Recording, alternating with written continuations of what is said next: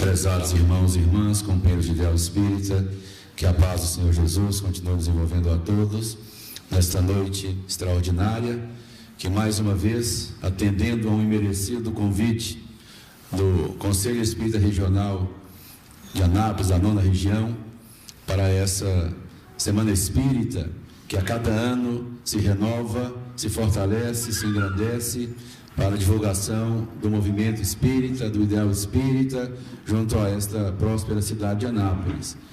Eu fico muito lisonjeado com o convite, estive aqui já, essa é a 3ª oportunidade.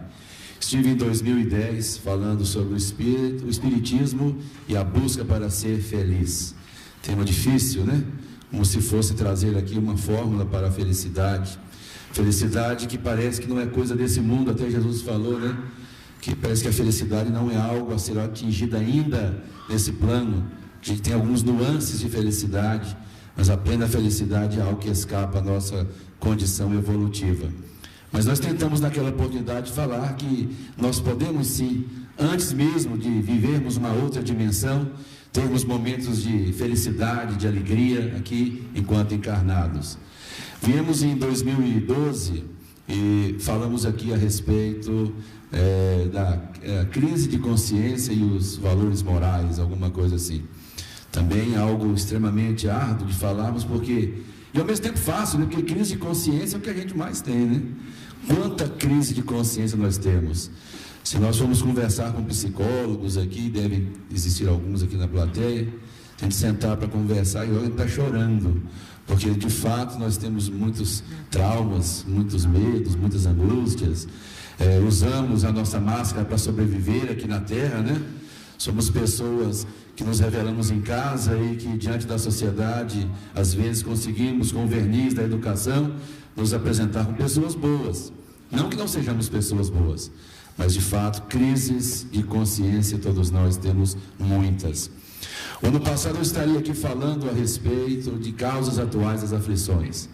E tive um impedimento de última hora, o meu filho do meio, Pedro Paulo, que está tendo esse auditório, teve uma convulsão, isso era 6 horas da tarde, estava preparando para sair, como saiu às 6 horas. Convulsionou como fosse uma crise epilética. Só que nesse horário eu estava muito ansioso, naturalmente é um pai no hospital, fazendo exames, não se detectou nada, graças a Deus, mas realmente eu não teria a mínima condição de sair de Goiânia e chegar aqui. Não teria. Ainda não sublimei a esse ponto, né? De ver o filho convulsionar e vir aqui fazer uma preleção. Deveria, mas ainda não, estou longe disso, certamente. E a minha preocupação de paz, a preocupação de dominação, vamos falar sobre isso daqui a pouco, inclusive, me prendeu ao seu lado. Mas os motivos pelos quais isso aconteceu, eu não posso explicar, não sei se foi algo bom, se foi algo ruim. Certamente foi a oportunidade para que alguém falasse a última hora, nem sei quem foi. O Sebastião falou, mas não tem como vir mesmo. Ele não tem, não dou conta, né? Está aí o Sebastião.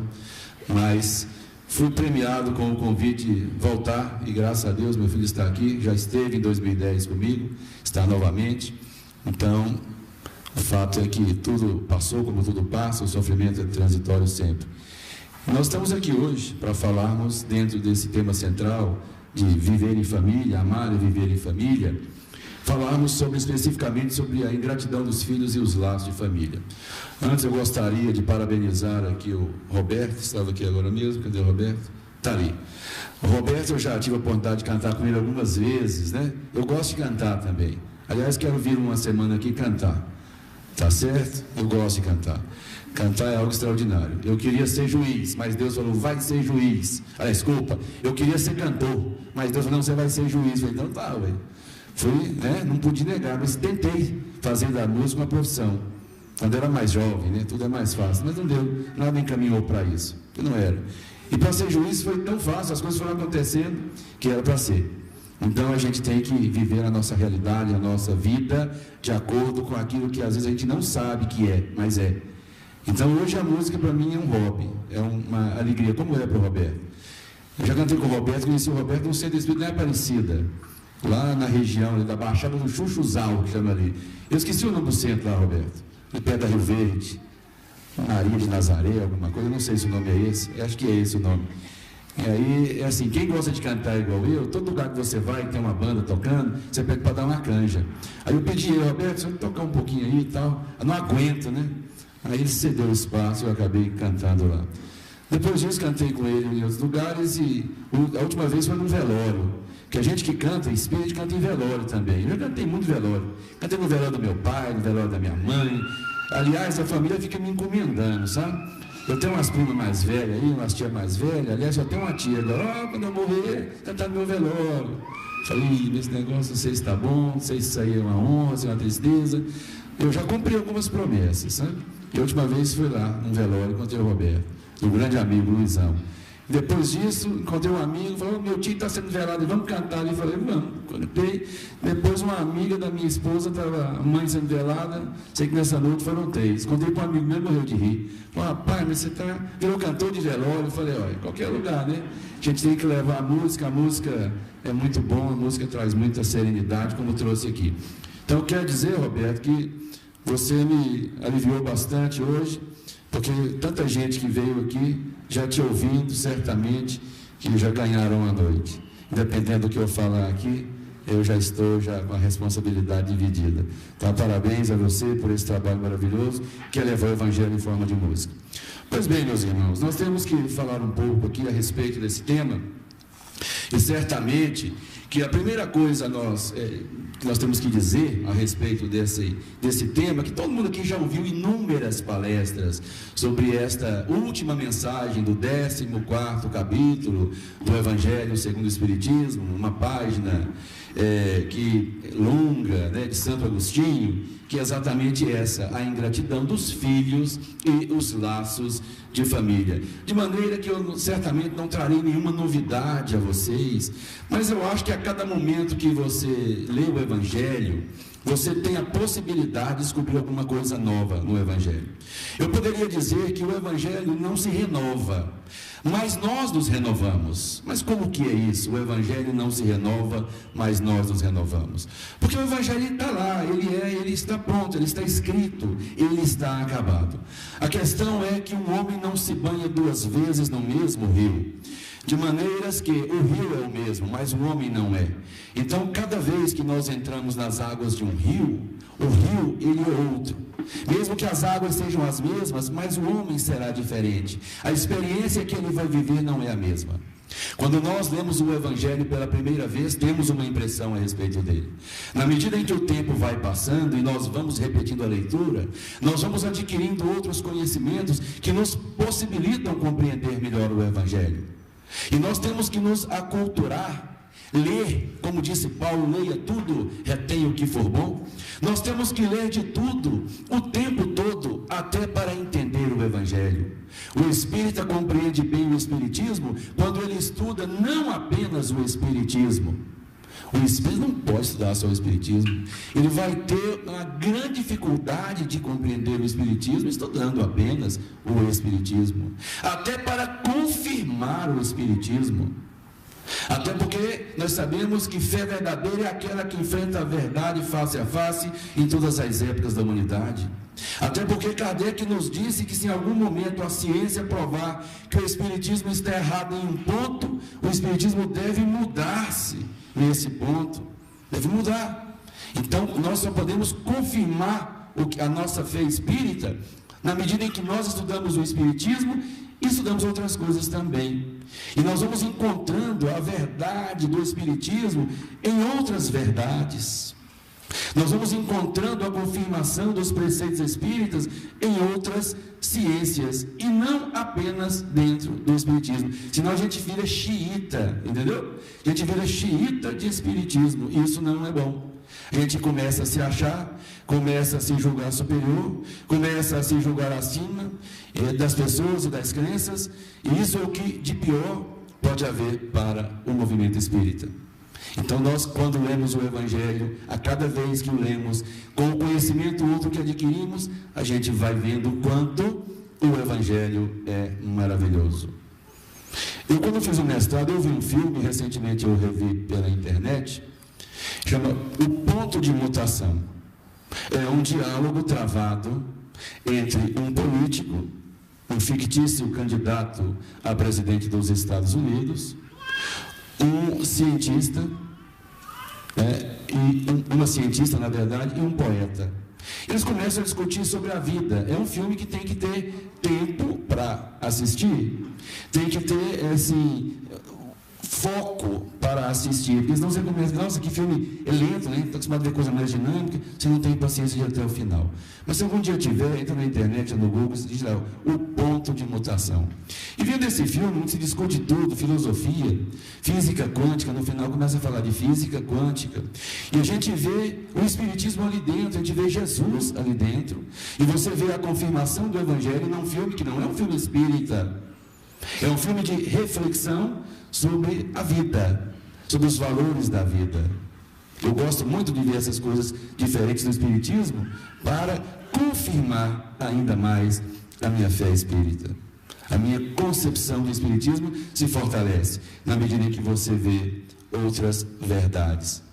Então é bom que nós leiamos o Evangelho sempre com essa visão crítica, para que ele sirva para a nossa vida, para que a gente consiga relacionar ele com o nosso cotidiano, com a nossa vida de cada momento, de cada instante, não como algo isolado ali que eu só vejo no próprio Evangelho, que eu só vejo no próprio centro.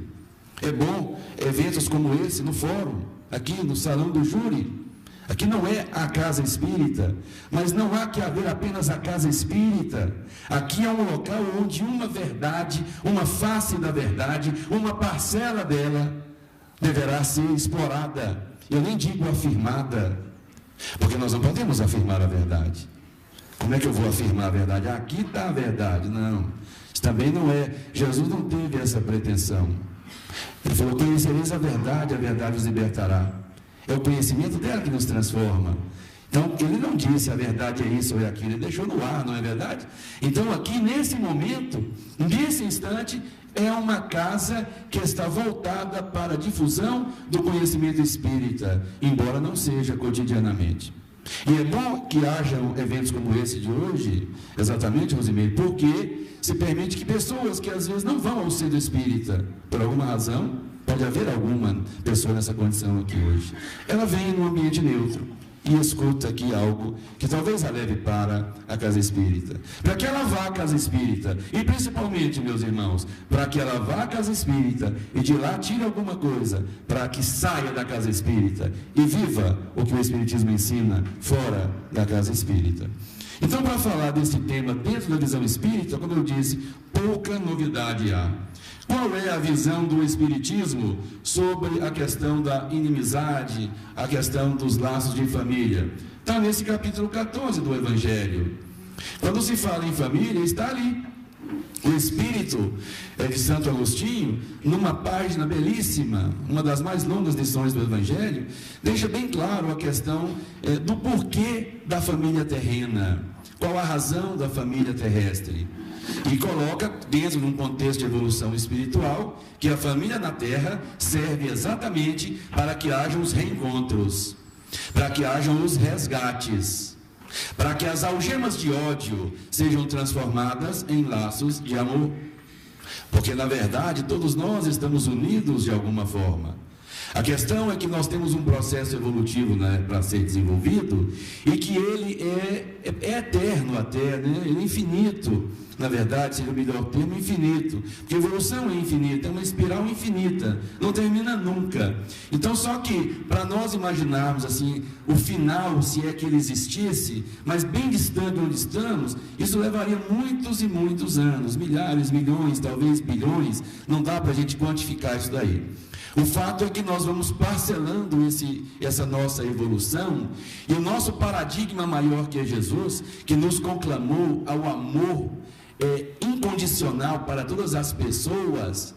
Esse amor incondicional, portanto, ele começa no ambiente do lar, no ambiente da família. E é exatamente no recesso da família que nós começamos o exercício do pleno e incondicional amor.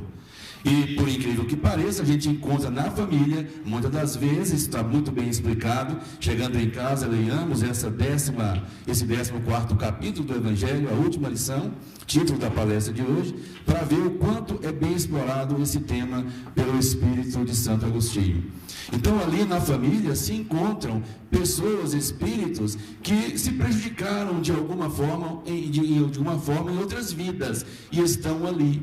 Então, o processo de resgate começa na família, que é uma oportunidade de resgate e, ao mesmo tempo, é uma oportunidade de exercício do amor, que um dia há de ser incondicional. Porque venhamos e convenhamos, nós somos capazes de amar plenamente a todas as pessoas da Terra, né? Os 7 bilhões de seres humanos, mais ou menos, que existem encarnados, nós somos capazes de amar a todos eles de forma verdadeira, plena, íntegra, né? Sem condição, sem senão, sem reticência, sem nada. Será mesmo, né? Eu creio, respondo por mim, que não. Estamos muito, muito longe disso. Então, dá para fazer o quê? Bom, dá para tentar amar quem vive próximo da gente. Então, são os nossos familiares. Então, os familiares são o instrumento que Deus nos deu para a gente exercitar.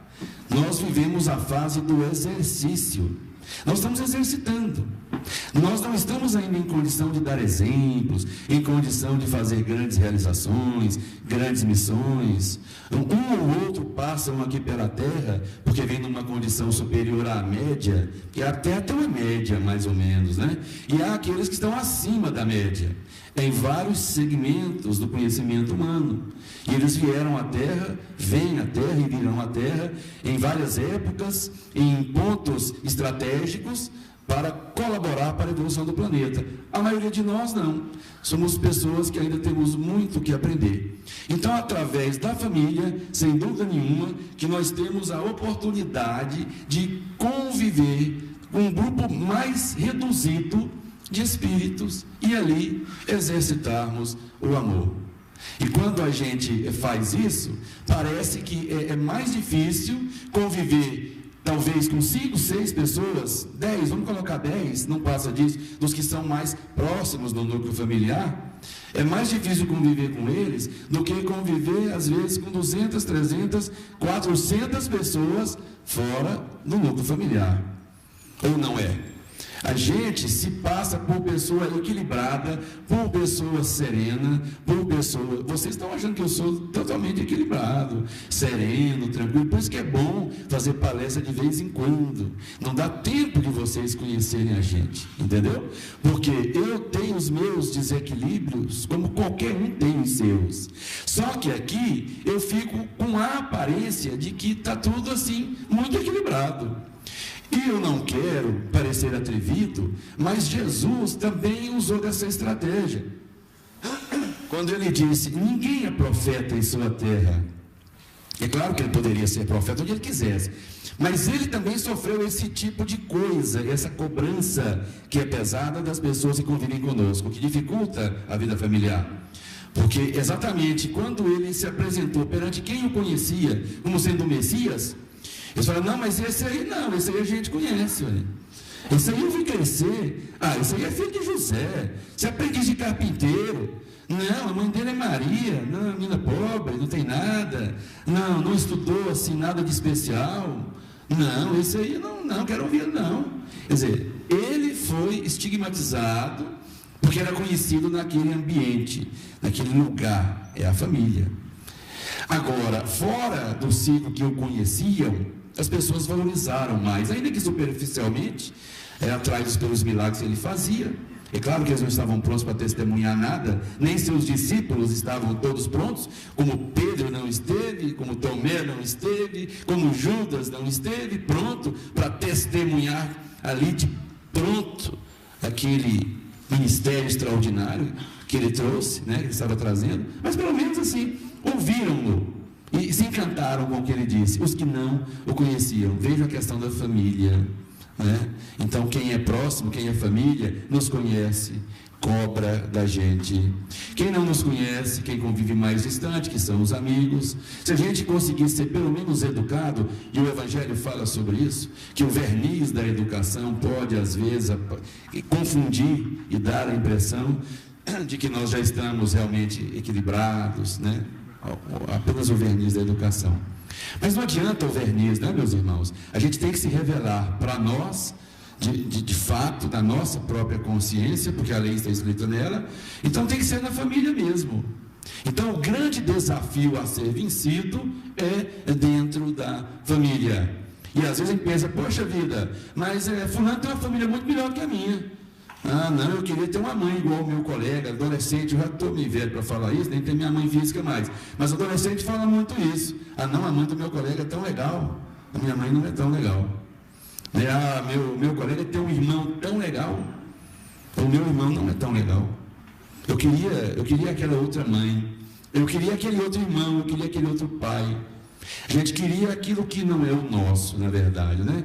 Mas é por quê? É porque você convive rapidamente com esse irmão legal do seu irmão. Você vê esporadicamente a mãe legal do seu amigo. Estão entendendo? Então aí não dá tempo da gente se revelar como verdadeiramente somos. Então verdade está na nossa família. É o aforismo popular, tem que comer 1 quilo de sal junto para saber se realmente, né, é aquilo que aparenta ser. Isso é para desencorajar? De maneira nenhuma. Isso é para encorajar. O nosso desafio, portanto, é vivermos com esse tipo de familiar, com esse tipo de irmão, porque irmãos todos nós somos, mas aquele irmão que a providência divina trouxe para próximo de nós, para que nós pudéssemos realmente conviver com eles e aprender alguma coisa. Com relação à origem de família, Jesus, certa feita, todos conhecemos essa passagem, estava em determinado local quando chegaram pessoas dizendo: mestre, tua mãe e teus irmãos estão lá fora, estão te chamando. E ele responde de forma assim bem imediata, né? Quem é minha mãe? Quem são meus irmãos? Essa é uma daquelas frases que ou Jesus não falou, ou falou de um jeito diferente, ou falou desse jeito e quis dizer outra coisa.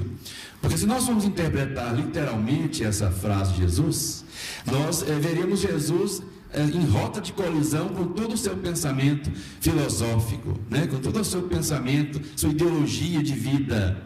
Ele estaria então desprezando família? Quem é minha mãe? Como assim, né? Eu sou superior a toda essa raça humana? De fato era, né? Que não há como negar. Mas ele não falaria isso. Então nós podemos imaginar que ele até tenha falado. Eu digo imaginar porque a gente sabe que os evangelhos sofreram muitas e muitas traduções que corromperam muitas palavras, muitos sentidos, expressões inteiras, textos inseridos, retirados, enfim. Isso é assunto para uma outra oportunidade, não é verdade? Mas temos que entender Jesus no seu contexto. Então, certamente que Jesus quis falar o seguinte, que ele complementa: em verdade vos digo, que minha mãe, meu irmão, é todo aquele que faz a vontade do meu Pai, que está nos céus. Então, Jesus, naquele momento, ele quis mostrar que a gente não deve se prender tão somente à família material, mas sem desprezá-la, claro, jamais. Ela é de uma importância extraordinária. Mas que além da família física, existe a família espiritual. Ali ele ampliou o conceito de amor, de não amar apenas a família. E aí em outro momento ele fala, tens que amar não apenas os que vos amam, mas também os que vos odeiam. Orai pelos que vos perseguem, pelos que vos caluniam, né? Amai os vossos inimigos.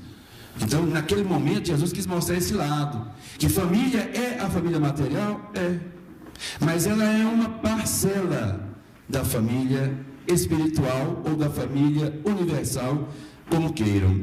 Nesse momento, então, Jesus planta a base da fraternidade, de que família vai além do corpo físico, muito embora, sem dúvida nenhuma, seja muito importante.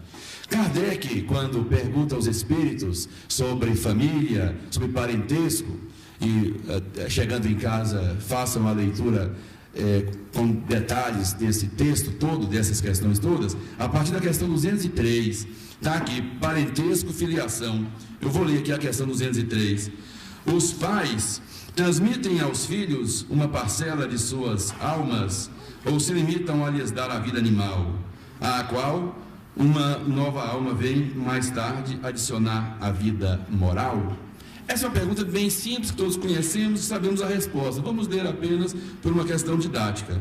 Somente a vida animal, pois a alma é indivisível. Um pai estúpido pode ter filhos inteligentes e vice-versa. Pronto. Isso aqui é uma das premissas do Espiritismo, um dos fundamentos. O Espírito não provém do Espírito, embora o corpo provenha do corpo, claro. Não é? Então, nós podemos aí, já dominamos inclusive a técnica de criar em proveta, de criar com clones perfeitos hoje.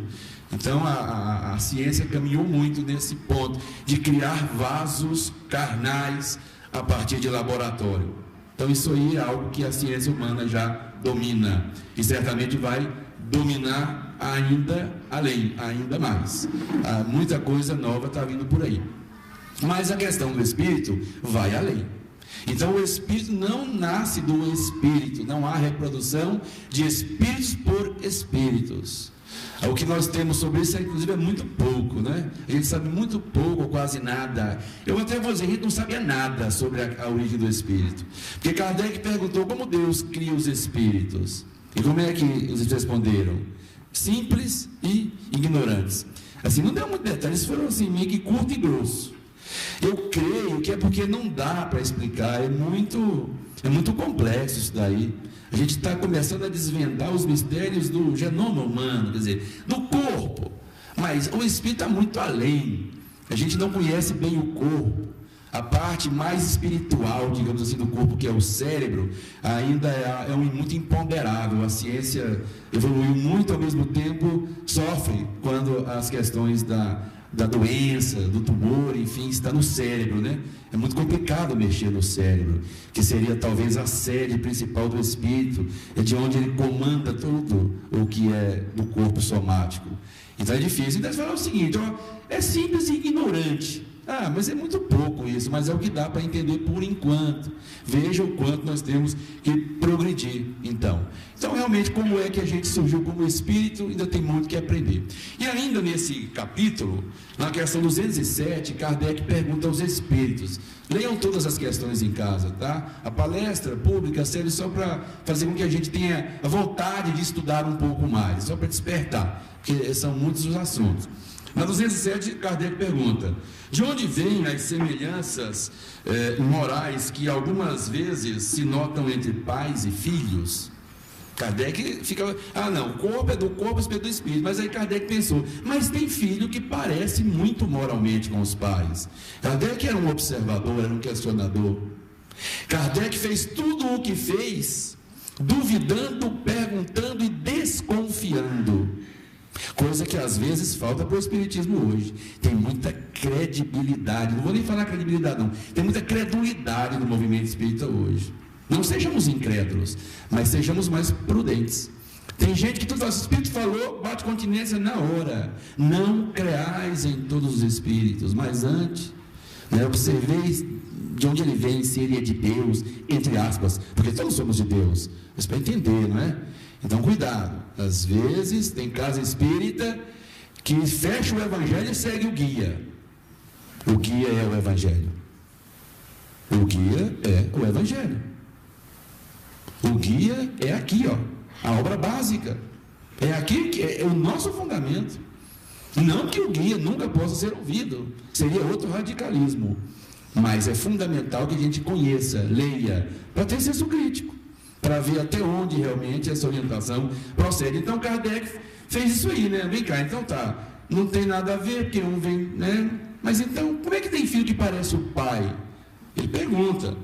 São espíritos simpáticos, atraídos pela similitude de suas inclinações. Às vezes acontece. Na família, às vezes o pai fala assim, eu não tenho diferença nenhuma dos meus filhos, eu tenho certeza que não. Eu daria um rim para qualquer um deles. Tenho certeza. Para aquele que mais é trabalho para ele, daria um rim. Não tenho dúvida disso. Eu tenho 3 filhos. Não é verdade? Isso não tem a menor dúvida. Ele não faria diferença entre eles. Mas não há como negar que tem filho que é mais próximo de você. E não tem como negar isso também. Isso seria negar o natural. Seria negar a assimilação dos fluidos. Seria negar a questão da simpatia entre os espíritos. O pai, côncio, responsável, a mãe, eu digo pai, mãe, não faz diferença. Mas o filho às vezes faz, é como nós em relação a Deus. Deus nos ama diferente? Não. Mas nós o amamos em graus diversos? Sim. Então Deus não faz diferença entre nós. Nós é que fazemos diferença em relação a Deus. E aí a nossa vida se transforma, né? Quando nós estamos mais distantes dele, nós é que nos distanciamos, talvez a gente se sinta mais abandonado, mais órfão. De fato estamos, não por ele, mas por nós. Às vezes acontece ter simpatia. Segundo os espíritos, é isso que acontece. São espíritos que conseguiram ser atraídos pela simpatia. Porque, de fato, os pais não podem, de maneira nenhuma, ser responsáveis 100% por tudo aquilo que seus filhos são. Nós vamos chegar nesse ponto daqui a pouco, na evolução desse nosso diálogo aqui.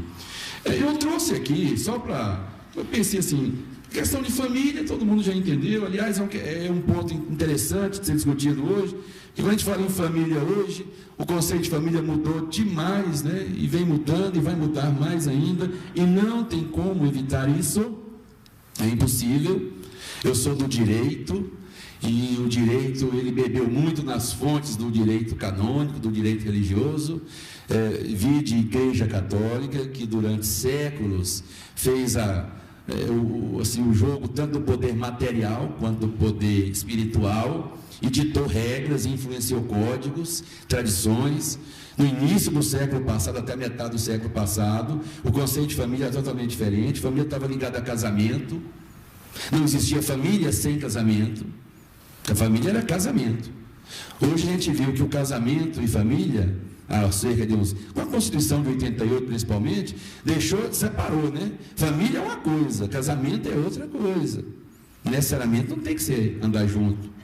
E hoje, com a recente decisão do Supremo, a família hoje, ela inclusive vai além da questão da orientação sexual. O Espiritismo não pode fechar os olhos para isso, isso é uma realidade. O Espiritismo vai excluir aqueles que têm orientação sexual, digamos assim, diferente, alternativa do padrão. Nem o Papa conseguiu fazer isso mais com seu conservadorismo, né? E não seríamos nós. Sobre isso se vê o Chico falando do pinga-fogo lá nos anos 70, ele fala bem claro a respeito disso, e não falou com mais clareza porque os padrões morais da época não permitiam. O fato é que a família hoje está sendo constituída entre homem e mulher, entre mulher e mulher, entre homem e homem, e eu creio que amar e viver em família não pode sair desse contexto também não. Sob pena de nós estarmos aí virando as costas para algo que existe. E não nos cabe, creio eu, né, termos esse comportamento. Mas eu busquei alguns conceitos de alguns pensadores, literatos, escritores, sobre a questão da ingratidão, porque já que eu entendi família, aqui eu quero deixar como família o leque mais amplo a respeito de família. Família de pai e mãe, família só de mãe, que não tem o pai, que é o que mais tem, que as mulheres sofrem mais do que nós homens. Porque os homens são crápulas mesmo. Os homens negam a paternidade enquanto podem. Os homens têm essa possibilidade, da natureza e diante da lei. O homem olha para uma barriga de uma mulher e pergunta, será que é meu? E às vezes não é dele mesmo. E ele usa isso para se furtar a sua responsabilidade. Vocês, mulheres abençoadas com a maternidade, não têm essa válvula de escape. Você olha para a barriga e diz, será que é meu? É seu. Não tem como ser de outra pessoa. E até tem, porque de repente o óvulo é da sua irmã e você só lhe prestou a barriga. Veja como a questão de família vai mudando. E essa mãe é mãe ou mãe é do óvulo? O direito não respondeu isso ainda, né? E certamente vai demorar a responder, não é fácil. Então o homem, ele se furta muitas vezes da sua responsabilidade de família. Agora, quando eu entender família no contexto, seja família tradicional, o pai, a mãe, aquela família feliz, estruturada, A mulher sofria muito para que ela ficasse estruturada também. E como ela sofria? Para que tudo andasse bem, ela renunciava a tudo. Ela não tinha vida, ela não vivia, ela não amava, ela não tinha prazer com o marido. Mas para quê? Ela era santificada pela maternidade. Tá bom, não precisa mais nada. Na verdade, ela era tiranizada para que o homem que criou essa regra, né, pudesse viver tranquilamente. E o mundo mudou. E está mudando, e certamente vai mudar mais. Mas, dentro desse contexto de família, já que o enfoque é ingratidão, o que é ingratidão? Aí eu trouxe aqui alguns pensamentos, não vou explorá-los, vou apenas ler aquela coisa de não ler só dentro da obra espírita, e ver que tem a ver. Eu vou ler pensamentos aqui de filósofos, de estrangeiros, de brasileiros, o que eles falam sobre ingratidão? Porque dentro do contexto espírita a gente já está sabendo o que é ingratidão, né? Ingratidão é uma forma de fraqueza. Jamais conheci homem de valor que fosse ingrato. Goethe, John Goethe. Pensamento dele. Os ingratos pensam minorar ou justificar a sua ingratidão, memorando com frequência os vícios e defeitos dos seus benfeitores. Porque tem gente que prefere nem ser ajudado, sabe, até orgulho. O Evangelho fala que o orgulho é a principal chaga do coração humano. A pessoa prefere não ser ajudada para não reconhecer, para não ter que falar obrigado, né? Ela prefere. Não, eu prefiro morrer. Mas eu não quero ser ajudado porque eu não quero agradecer. Que tristeza pensar assim, não é verdade? Quem recebe o que não merece, poucas vezes agradece. Francisco Quevedo. A ingratidão é o mais horrendo de todos os pecados. Alexandre Herculano. Os ingratos são como as varejas, pois assim como estas empeçonham o corpo que as sustenta, eles vendem os protetores que os agasalham. José de Alencar, nosso José de Alencar. O maior inimigo da sociedade é o ingrato. Marco Cícero, grego, né? Mais ingrato é aquele que ajuda o outro com o intuito de ser louvado, do que aquele que não agradece. François Rochefoucauld. Um pensador também francês. Então vejam, meus irmãos, que diversas pessoas de nada a ver com o espiritismo parece que falaram a mesma coisa, eu senti, que nós aqui entendemos dentro da visão espírita do que é ingratidão. O que é ingratidão para nós espíritas? Quem é o ingrato? É aquele que não reconhece o valor de um benefício. Seria mais ou menos isso, né? É uma virtude ou é um defeito, é um vício desses vícios morais, a ingratidão? Certamente que é um dos vícios morais. Então nós padecemos muito com a ingratidão na sociedade. Esses conceitos de ingratidão são conceitos humanos, e o nosso conceito espírita, que o ingrato é aquele que não reconhece o valor da ajuda, da ação do próximo, e não faz nada sequer para retribuir, ou para estar à disposição para quando ele precisar. E aí nós vamos primeiramente, antes de entrarmos no valor cristão do que é ser grato, eu gostaria de dizer o seguinte: aqui na Terra, a lei humana, a lei da Terra, ela não exige a renúncia e ela não tolera a ingratidão. É diferente da visão do Cristo, que eu vou colocar logo na sequência aqui. A lei humana, ela trata a ingratidão severamente. Em que sentido? É o seguinte, quando alguém faz uma doação para outra pessoa, todo mundo sabe o que é uma doação. A doação é um presente. Você vai numa festa, leva um presente. Juridicamente é uma doação, é um negócio jurídico, é um contrato, doação. O doador é o que dá o presente, o donatário é o que recebe o presente. Isso fica meio frio, meio impessoal, né? Você não se imagina chegar numa festa de casamento, falar, trouxe uma doação para você. A gente pensa que doação, a gente cresceu, que doação é coisa de caridade, né? Para quem está passando necessidade. Também é outra coisa que a gente precisa tirar, né? Tem nada a ver. Então, na verdade, é uma doação. Doação nada mais é do que alguém que transfere do seu patrimônio alguma coisa de valor, de importante para o outro, e não cobra por isso, senão ele está vendendo, senão vira compra e venda. Pois bem, quando alguém faz uma doação, a lei permite que o doador, se ele sofreu uma ingratidão, ele possa revogar a doação. Sabiam disso? Creio que muita gente aqui sabe, operadores do direito, advogados, estudantes e tal, muita gente pode não saber disso, mas a lei permite. E a lei define, inclusive, o que é ingratidão e dá alguns exemplos. A pessoa que atenta contra a vida do doador, você faz a doação para a pessoa, ele tenta te matar. Mata. Aí você não pode revogar, mas seus herdeiros podem fazer, a não ser que você tenha perdoado antes de morrer, que a lei também permite. O direito é do doador, se quiser perdoar, perdoa. Mas não exige nem presume que ia perdoar. Se morrer sem falar nada, porque não perdoou. A lei presume isso. A pessoa que fala mal do outro, que nega alimentos, podendo prestar, que faz tudo isso, não só contra o doador, mas contra os familiares do doador próximos, o filho do doador, o pai do doador, o irmão, os ascendentes, descendentes colaterais, enfim, os parentes. Então a lei humana diz: doou, sofreu ingratidão, quer pegar de volta? Pode. Então a lei humana não é uma lei para deuses, não é lei para anjos, é lei para ser humano, na média. E na média, eu pergunto para vocês: a gente perdoa por instinto ou não perdoa por instinto?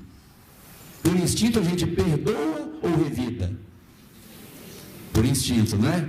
A gente está aqui é para combater instinto, não é para outra coisa. Por que a gente lê o Evangelho? Por que a gente estuda o Cristo? Por que a gente vem numa reunião como essa? Para domar instintos. Aliás, conhece o verdadeiro espírita, né? Está lá pela sua transformação moral e pelo esforço que ele emprega para domar suas más inclinações ou tendências. Eu, de forma atrevida, eu inverto essa frase e eu falo o contrário. Eu acho mais lógico. Não quero estar certo, não. Conhece o verdadeiro espírita pelo esforço que ele emprega em domar as suas más inclinações e por sua transformação moral. Porque eu acho que é tomar o efeito pela causa. Fala que você se transforma para depois domar más inclinações. Não, eu acho que você começa a exercitar, de mudar tendências, e com isso você se transforma, sem ver, naturalmente. É a obra que traz a transformação. Não é a transformação que faz a obra. Me parece assim. Vocês questão de tradução. O fato é que aqui na Terra a lei não exige que a pessoa seja assim, totalmente alheia ou insensível a qualquer tipo de agressão. Mas, quando nós buscamos Jesus, nós vamos encontrar Jesus falando exatamente o contrário. Jesus falou sobre o perdão o tempo todo. Ele não estava nem aí para a ingratidão, Jesus, né? Ingratidão não era com ele. Aliás, os espíritos puros, eles não sentem, eles não percebem a ingratidão. A gente percebe a ingratidão porque a gente faz assim, esperando o reconhecimento, embora o Evangelho diga que não. Mas a gente esquece, a gente acha bom quando alguém reconhece. Alguém você faz a gente é igual menino quando faz o bem. A gente faz tanto mal ainda. Quando a gente faz o bem, a gente fica meio feliz, assim.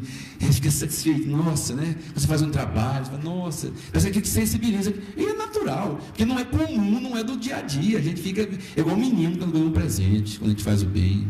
Você sente que o seu trabalho ajudou alguém, aquilo te comove, te entusiasma, né? Mais ou menos igual o André Luiz fazia, quando ele mesmo narra as primeiras obras, o primeiro trabalho dele, ele percebia aquilo. Então a gente não é aquele tipo de espírito, quando faz o bem a gente percebe, quando faz o mal não.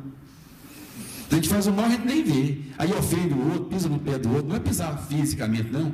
Assim, vai igual um trator, né? Que eu falei a verdade mesmo, não quer nem saber. E Emmanuel fala que você vai te falar só a verdade, é a questão da água. Se você jogar água numa planta, ela vive. Mas se você aquecer ela na temperatura muito alta e jogar, é água do mesmo jeito, né? Mas joga ela fervendo na planta para ver. É a água. Aí você fala para a planta, ô minha irmã, estou dando água. É a água, não estou querendo água, não. É a água, é a verdade, é a água. Só que está a 100 graus, aí queima a planta. Ela não queria 100 graus, aqui é temperatura ambiente. Então veja que a água é a água do mesmo jeito, só que mata, né? Então às vezes somos nós, a gente faz o mal e não vê. Aliás, a gente fala, fulano, você está falando mal dos outros, mas tô. Aí você começa a pensar, então mesmo, né? E não vi.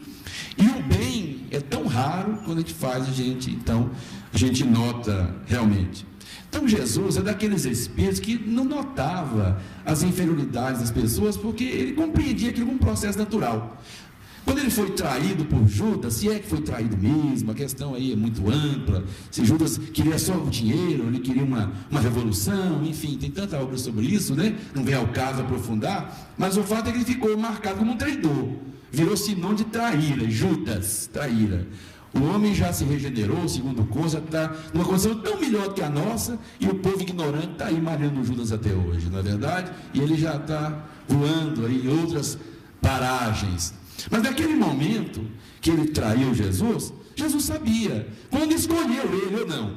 Ou nós admitimos que Jesus sabia disso, ou então não tem sentido nenhum acreditar em Jesus. Emmanuel fala que Jesus participou da formação do planeta Terra. A ciência estima que a Terra tem algo em torno de 4 bilhões a 4 bilhões e meio de anos, dos nossos anos terrestres, que a Terra foi criada, a Terra, né? E Jesus, segundo Emmanuel, presidiu esse processo, trabalhou diretamente nisso. Ele já era puro, quer dizer, um espírito dessa condição, que tem uma antevisão de bilhões de anos, numa projeção de tempo e espaço. Aí, quando ele escolheu Judas, ele não viu, naquele momento, que aquele era capaz de não entender a sua palavra e trocá-lo, ou tentar mudar o curso da história através de algumas moedas. É claro que ele sabia. E por que ele escolheu ele ainda assim? Ele queria mostrar para a gente, quando ele escolheu, todos os apóstolos, cada um tinha um defeito. Dá para falar sobre isso também. É como se ele pudesse pensar, para mim conviver, eu não preciso que as pessoas sejam puras, eu preciso de pessoas. Elas precisam ser puras. Elas não precisam ser totalmente infalíveis, não, elas precisam ser pessoas. Pedro negou e ele escolheu, e depois transformou na pedra da igreja. Pedro, tu és pedra, sobre ti edificaria minha igreja, né? E foi mesmo. Judas entrega e, no entanto, foi escolhido. Ele sabia que ele ia fazer isso. Todos nós sabemos. Tomé ia negar como negou, né? Há quem diga que Kardec é Tomé, essas coisas de falar que fulano foi fulano, eu não duvido, não acredito, não falo que não foi, nem afirmo que foi. Acho até interessante, mas faz sentido imaginar que Kardec tenha sido Tomé. Porque Tomé foi aquele, né? Só toca do meu lado. Ah, agora eu acredito. Pois é, você acreditou porque viu. Aí Kardec falou para ele, tem umas mesas girando, eu duvido, quero ir lá para ver. Quando ele viu, eu acredito, agora eu quero estudar, quero ir além. Faz sentido, né? São personalidades parecidas. Bom, se for ou não for, não vai mudar nada também para nós. Esse não é tão importante assim. O fato é que Jesus escolheu os seus apóstolos, sabendo que eles poderiam, de alguma forma, ser ingratos. Que a ingratidão maior que a de Pedro, quando pergunta, você é aquele que estava sempre com o mestre, com Jesus? Não, eu não, tal. Não, é assim não, senhor não, 3 vezes, né? E Jesus tinha falado para ele que isso ia acontecer lá na última ceia. E aconteceu. Agora eu pergunto, Jesus sabia disso ou não, meus irmãos? Sabia. Por que ele não foi escolher só espíritos puros? Aí tinha que vir com ele mais 12, né? E ele mais 12 da categoria dele. Porque já foi difícil vir só ele, agora vir mais 12, não dá. Então trabalhou com o que tinha aqui. A gente tem que trabalhar com o que tem. A gente tem que trabalhar com a família que tem, com o pai que tem, com a mãe que tem, com o irmão que tem, e sobretudo com os filhos que tem. Eles não precisam ser perfeitos, porque a gente também não é perfeito, né? Os pais, na verdade, nós pais somos o quê? Educadores. Nós não somos outra coisa. O nosso papel aqui como pais é ser educadores. E o Evangelho fala a respeito disso. Aqui nessa lição 14, do capítulo 14, está bem claro a respeito disso. Mas o educador é o professor, o acadêmico, né? A pessoa que está numa faculdade, num colégio. Não. Os pais. Quantos pais extremamente simples, sem escola, sem instrução, normalmente de anos atrás, conseguiram encaminhar filhos na vida, passando a eles conhecimento, valores, que aliás tem faltado muito nos dias atuais. Essa questão dos pais não estarem tão imbuídos desse papel de educadores. Os pais de hoje, infelizmente, nós muitas das vezes fazemos isso. Somos mais provedores do que educadores. E a sociedade de consumo nos exige, nos instiga a fazermos isso. Onde os filhos de hoje são consumidores, todo mundo hoje é consumidor, e os filhos também são consumidores, e eles querem cada vez mais, e não que isso seja um mal, mas se os pais não tiverem a consciência de que além de provedores, eles devem ser também educadores, e primeiramente eles devem ser educadores, nós vamos nos deparar com a realidade que hoje se desenha, se mostra de forma intensa diante dos nossos olhos. A família está desagregada, os valores estão ausentes, porque os pais delegaram para a escola primeiramente, e faliu esse processo, a escola não dá conta de educar em poucas horas por dia, e depois o convívio de horas maior, um número maior de horas é com a família, e a família não educa, então não é possível. Então os filhos são muitas vezes também vítimas da nossa deseducação. Talvez aí comece a explicar a questão da ingratidão. Porque o Evangelho fala, a ingratidão é horrível, mas a ingratidão dos filhos é algo mais odioso, expressão de Santo Agostinho, ela é mais odiosa, no sentido de mais grave, né? Não é que é ódio, né? Não vamos usar o ódio aqui, tem tradução que não usa o ódio, é mais intensa, é mais grave, está logo no início da lição, Porque realmente parece que choca quando o filho é ingrato. Não é verdade? Mas muitas vezes o pai tem que pensar: eu sou um educador. E será que eu eduquei o meu filho para não ser ingrato? Porque a ingratidão está muito ligada ao egoísmo. E o egoísmo, segundo os Espíritos, é a maior chaga da humanidade. O maior problema que nós temos a enfrentar é o egoísmo. E os pais criam filhos egoístas, que naturalmente se tornam ingratos, porque um decorre do outro. E muitas vezes se lamentam. E alguns reconhecem: errei. Outros não, apenas ficam dizendo, né, que são vítimas de um filho ingrato. Meus irmãos, há filhos que, por mais educados que sejam, eles vão ter dificuldade de se encaminhar. Aí nós temos que ver a questão espiritual.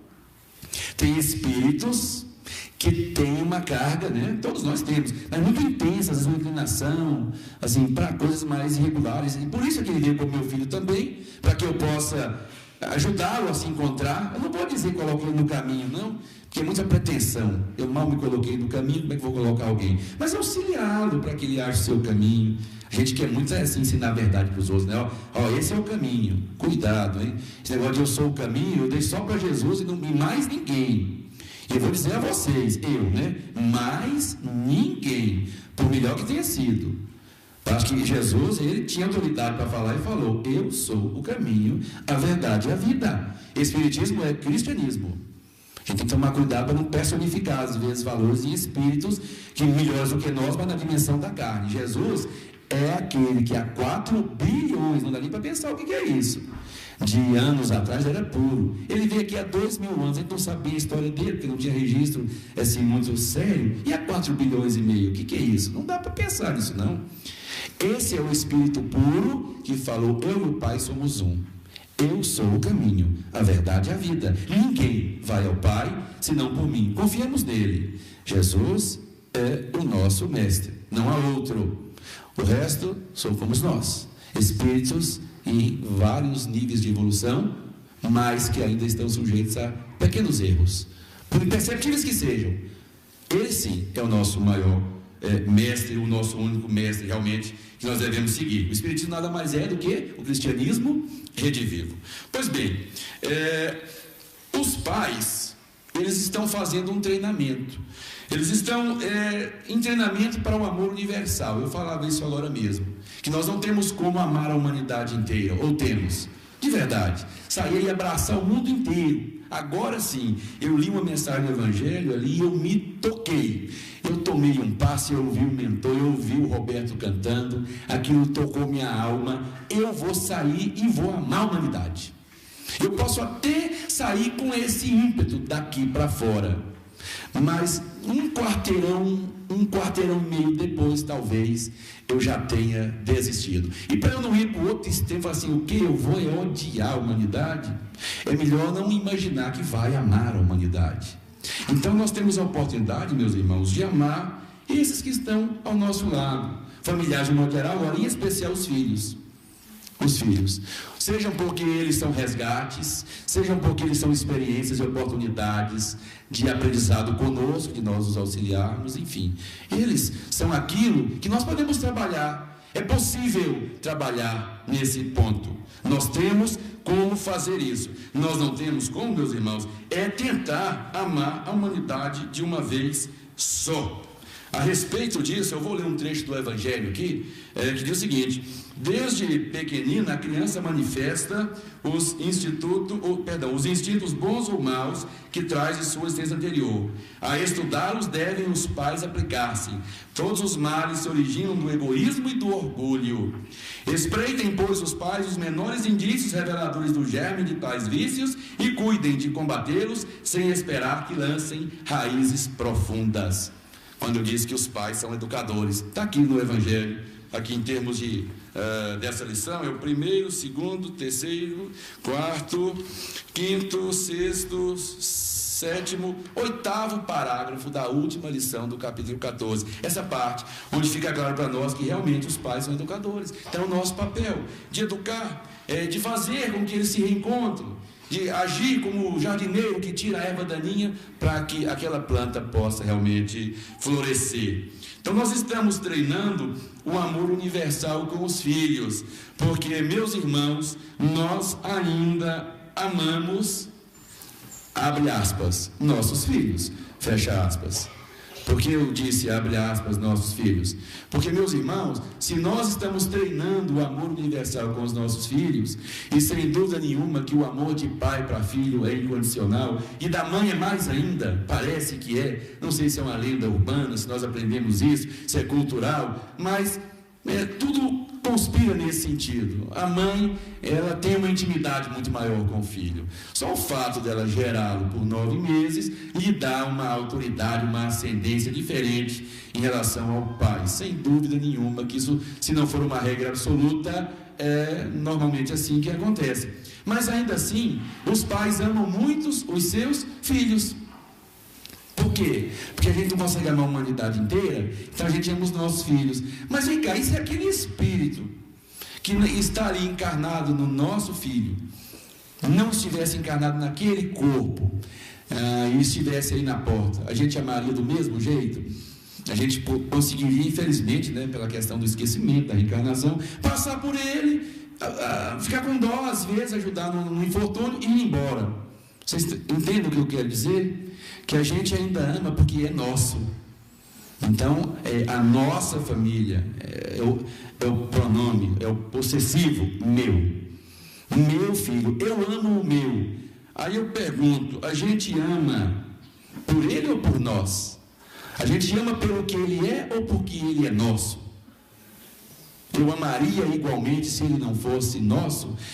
Me parece que a resposta é não. Porque se fosse assim, eu poderia amar a humanidade inteira. O Chico, em uma de suas mensagens, ele fala que a questão do amor universal, se for entender o seguinte, ele fala assim, observas a viatura que passa levando um preso, a outra passa ali uma ambulância levando um doente, enfim, alguém caído na calçada, e a gente passa indiferente a tudo isso, né? E aí pode ser um filho seu de outra vida, um familiar, um pai, uma mãe, um irmão. E aí, como seria a sua atitude? É mais ou menos isso a reflexão da mensagem. Eu não conseguiria reproduzir literalmente. Sei que no final ela remata dizendo o seguinte: se analisar assim, verás que o amor ao próximo é a mera obrigação, entre aspas, né? Que ninguém é obrigado a amar ninguém, não pode levar por esse lado. Mas obrigação no sentido seguinte: não estaria fazendo nada demais, porque pode ser que ele seja alguém que, se você soubesse, certeza, que foi seu pai, foi sua mãe, foi seu irmão, você amaria ele. Mas como a gente não está conseguindo fazer isso ainda, vamos voltar aqui. Vamos amar os nossos filhos por enquanto. Por enquanto é assim que a gente vê. A gente ainda enxerga dessa forma, não tem como fugir disso. É o meu filho. Eu me preocupo com... No dia que eu não vim aqui porque o meu filho passou mal, muitos filhos passaram mal. E hoje tem filhos dos outros morrendo nesse momento. Infelizmente, nesse momento tem alguém sendo assassinado. Nesse instante agora. Nesse instante tem alguém sendo abortado. Nesse instante tem alguém sendo violentado, agredido, de alguma forma. Filho de alguém, não é? Mas isso não me impediu de estar aqui e nem impediu nenhum de vocês de estar aqui. Mas as pessoas estão sofrendo aí. Porque ainda não é a nossa família, é a nossa família. Mas a gente não sabe, não percebe, não compreende isso ainda. Então, meus irmãos, vamos por enquanto restringir e amar. Por que eu digo restringir? Porque já não é fácil. Já é a nossa missão, é a nossa tarefa. Que maravilha ter uma família, né? Ter um filho para se preocupar, um filho para te dar trabalho, porque você tem um filho. A gente é meio negativo. Meu filho dá trabalho, mas você tem um filho. Tem gente que ter filho e não tem. Eu bati meu carro, você tem um carro. É porque a gente primeiro vê que bateu o carro, esquece que tem um carro. Sonhou teu carro, comprou o carro, bateu o carro, esquece que comprou o carro e está chateado porque o carro bateu. A gente sempre é negativo, né? A gente não... eu estou pagando imposto de renda, está tendo renda. Então a vida é mais ou menos assim, a gente sempre olha o lado negativo. Estou quase finalizando, estou me entusiasmando, mas um pouquinho termina aqui. Bom, o amor universal não se decepciona com a ingratidão, nem a percebe. Concorda com isso? É o que Jesus fazia, né? Jesus nem percebia ingratidão. Não, você ofende Deus. A gente foi educado, mas fala assim, você vai ofender Deus. Que coisa dele. Como que eu vou ofender Deus? Então Deus, estou magoado, chateei, não sei, se me pedir desculpa, talvez eu perdoe. Não, Deus não se ofende com ninguém, não. Você acha que vai ofender Deus? Não é isso aí. A gente está trabalhando para não se ofender. Não é isso que a gente estuda no Evangelho? Não é para não ofender? Aí Deus ofende? Você ofende Deus. Como que é isso? Se Deus se ofender, você ficar ofendido, você falar que ele se ofende. Seria mais ou menos assim. Mas também não vai se ofender por você pensar que ele se ofende. Porque está muito acima. Ele não nota isso, gente. Ele não vê isso. Isso para ele não existe. É como você querer valorizar o que uma criança faz, assim, criança de 1 ano, que quebra alguma coisa, e você vai fazer o quê? Vai bater, tem gente que bate na criança, mas a gente já não tem a menor noção daquilo. Então não tem valor aquilo que você está fazendo, é meramente uma reprimenda, não é uma educação, não é nada de realmente importante. Então o amor universal é um amor que não percebe a ingratidão. A ingratidão dos filhos, ela dói mais na gente, meus irmãos, exatamente porque nós, não é tanto pelo que eles são, é pelo que nós imaginamos. A gente sempre ama e quer ser amado, e a mensagem é o contrário, é amar sem ser amado. O Roberto cantou aí a nova versão, né, da prece São Francisco. Se isso é com os outros, quiçá com os filhos. Então não é exigir que eles nos reconheçam. Eu estou falando aqui de pais para filhos. Tem muito filho aí, então agora eu vou deitar e rolar, já que meu pai tem que me amar de todo jeito. Não é assim não, honrai a vosso pai e a vossa mãe, tá? Essa é a mensagem para os filhos, que aliás todos somos filhos, mas o filho adolescente, honrai a vosso pai e a vossa mãe, para que você possa viver longamente na terra, né, que o vosso Deus os dará. Isso é uma mensagem lá para os hebreus, estavam no deserto. Eles tinham que ser seduzidos de alguma forma, tinha vontade até a terra deles, honra seu pai, chegar lá na sua terra, lá você vai ficar de boa. Não ficar não, porque os romanos invadiram, esse povo vem sofrendo faz tempo, né? Enfim, mas eles ficaram mais calmos com essa palavra, foi bom, serviu na época. Bom, a ingratidão é tão mestra quanto a dor, viu, meus irmãos? A dor é uma mestra? É. A gente evolui pela dor e pelo amor, não é verdade que não aprendeu isso? Na verdade, só evolui pelo amor. Mas quando a gente fala dor, é para entender que a dor, às vezes, faz você perceber o amor. Então, se a pessoa sofrer e não tiver aceitação, ela vai sofrer enquanto ela não entender. Não é a dor que te faz evoluir. Porque se fosse assim, era só para a pessoa torturar, que ela estava crescendo, né? Tortura, você está evoluindo, aguenta aí. Isso é que a igreja fez na Idade Média, quando torturava as pessoas. Eu vou torturar seu corpo, mas quando você morrer, você vai para o céu. Aí nessa hora a pessoa fica, mas será que vale a pena? Porque ninguém quer ser torturado. Então a dor não faz ninguém evoluir, a dor faz você entender o amor. Às vezes. Não é que às vezes, sempre, eu vou mudar. Não às vezes na hora, mas chega numa hora que ela faz. Chega um momento que não dá mais, então ela te transformou. Mas ela não te transformou só pela dor. Ela te fez ver o amor. A gente pode ver o amor sem sofrer, pode. Quando não consegue, a consequência, lei de ação e reação, é que a dor nos visite. E a ingratidão é por aí também, ela faz a gente crescer igual a dor faz. Sofrer ingratidão faz parte do processo. Eu não posso avaliar o que eu vou fazer pensando em receber alguma coisa. O Evangelho faz uma pergunta sobre isso. O que pensar daqueles que a pretexto não se depararem com os ingratos, não fazem o bem? Alguma coisa assim, né? Fala assim, nesses há mais egoísmo do que caridade. A pessoa não está preocupada com o bem que ela vai fazer, ela está preocupada em receber. Então, quando a gente vê nessa de fazer para receber, é jogo. Quando fizerdes um almoço, diz Jesus, convideis os pobres, os estropiados, que não vos recompensarão, não tem nada para te devolver. Assim é a família. Então, ama. Ame incondicionalmente. Eu vou amar por quê? Porque amar é bom. Porque amar faz bem. Se o desonesto soubesse o quanto é bom, seria honesto com desonestidade. Então é mais ou menos assim, se a pessoa, né, soubesse que fazer o bem é bom, a gente faria o bem só em troca. Mas não adianta fazer o bem só em troca, porque não tem valor, né? O amor tem que partir dos nossos corações. Muito bem, Deus não coloca fardos pesados em ombros fracos. Todos nós temos a plena condição de suportarmos as adversidades que a vida coloca no nosso caminho. Se essas adversidades são filhos, é porque nós não os educamos adequadamente. Se educamos, é porque eles são indivíduos, e por mais que nós queiramos, nós não podemos definir o destino deles. Mal definimos o nosso, embora possamos fazer isso. O nosso a gente pode, mas mal conseguimos.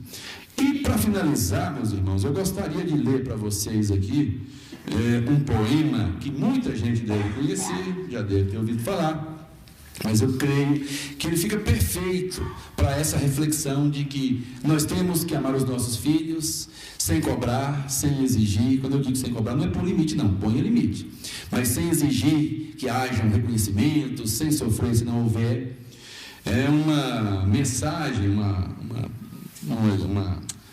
um poema de Gibran Khalil Gibran, um libanês que viveu de 1883 a 1931, morou nos Estados Unidos e morreu jovem, 48 anos, e que escreveu sobre os filhos. Muita gente já ouviu isso aqui, né? Então me permitam encerrar essas nossas despretensiosas palavras no dia de hoje, recitando o filho de Gibran Khalil Gibran. Vossos filhos não são vossos filhos, são os filhos e as filhas da ânsia da vida por si mesma. Vêm através de vós, mas não de vós. E embora vivam convosco, não vos pertencem. Podeis outorgar-lhes vosso amor, mas não os vossos pensamentos, porque eles têm seus próprios pensamentos. Podeis abrigar seus corpos, mas não suas almas, pois suas almas moram na mansão do amanhã, que vós não podeis visitar nem mesmo em sonho. Podeis esforçar-vos por ser como eles, mas não procureis fazê-los como vós, porque a vida não anda para trás e não se demora com os dias passados. Vós sois os arcos dos quais vossos filhos são arremessados como flechas vivas. O arqueiro mira o alvo. O arqueiro é Deus, isso é o que estou falando, não tem sido aqui não. Na senda do infinito e vos estica com toda a sua força, para que suas flechas se projetem rápidas e para longe. Que vosso encurvamento na mão do arqueiro, que é Deus, seja vossa alegria. Pois assim como ele ama a flecha que voa, como Deus ama os filhos, os nossos filhos, e que também são filhos dele, ama também o arco, que somos nós, os pais, que permanece estável. Que Jesus nos ampare, nos proteja, nos ilumine hoje e sempre.